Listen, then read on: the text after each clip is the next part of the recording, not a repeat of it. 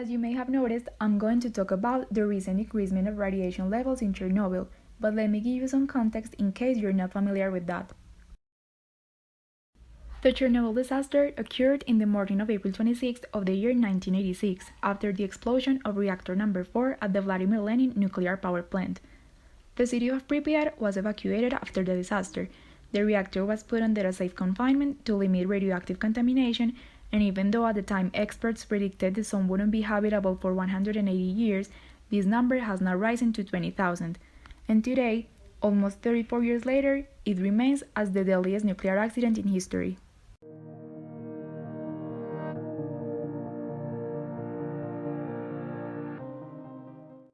And by the way, the part of Ukraine that was affected by the Chernobyl disaster is now called the exclusion zone.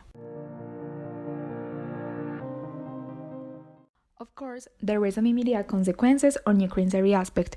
Politically, it meant to rediscover the way Soviets dealt with dangerous operating procedures, but it also contributed to the collapse of the Soviet Union, which Ukraine was then a part of. Economically, the damages of the disaster costed about 235 billion, and some of the affected countries had to use part of their budget to deal with the consequences. But the most important were the ones affecting the environment and human health, because up to 30% of Chernobyl's radioactive substances were released into the air and reached three-fourths of Europe. Many forests died and wildlife had to be killed in order to prevent the spread of radiation, and previous residents of the area were and are still prone to develop radiation-related cancer.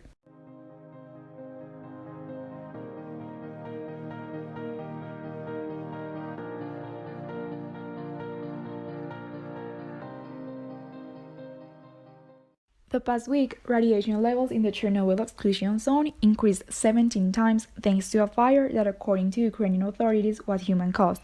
But as I already mentioned, the city was evacuated once the incident happened, so how was this possible?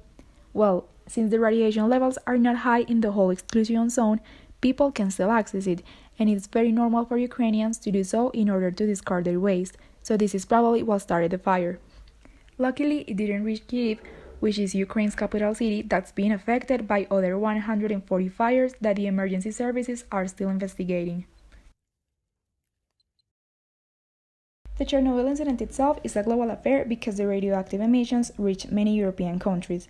At first, the Soviets tried to cover up the extent of the damage, but failed when the British tabloids discovered the real reason for the reactor's fire.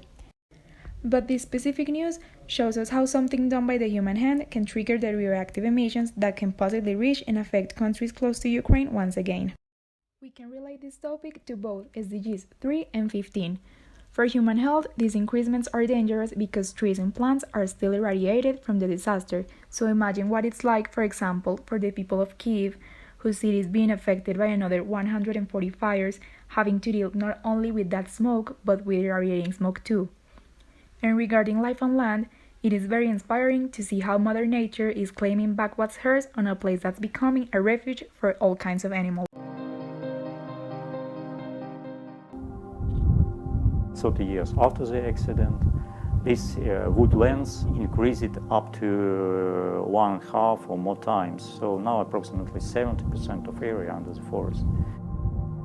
If we talk about large mammals like carnivores and ungulates, it's really good habitat because it's a wild territory now, and especially this very wild spot along the border with Belarus, and also many different water sources like lakes and rivers and springs.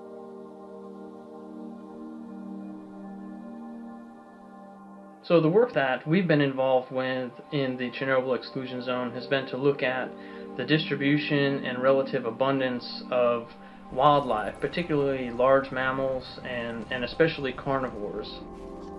Specifically looking at radiation contamination. So as you move from areas of low to high contamination, do you see a subsequent drop-off in the number of species that you detect, the relative abundance of those animals? The species we most commonly documented were raccoon dogs, large numbers of photographs of gray wolves, red fox, Eurasian boar, Eurasian badger. When we have human-dominated landscapes, we have lower densities of animals, especially animals that come into conflict with humans, like wolves. And so after people were removed, even though the landscape was highly contaminated, it allowed them to increase. What this research is not looking at is the individual health of those animals. So it doesn't suggest that these animals are incredibly healthy, although on the surface they appear very healthy. It doesn't imply that there aren't more subtle genetic effects, and that's an important area that I think we need to continue to explore with future research down the road. But most importantly, it is also linked to mental health, since following the accident, the rate of suicides, alcoholism, and depression increased in the population around the area, resulting in feelings of helplessness and lack of control over their future. The head of Ukraine's emergency services says there are firefighters who are forced to work in the exclusion zone and don't have to fight the consequences of an accident, but the consequences of human negligence, and I agree with him. I'm guessing it's already hard enough for them to work there being exposed to the radiations, so imagine what they must feel knowing they are dealing not with an incident, but with human irresponsibility.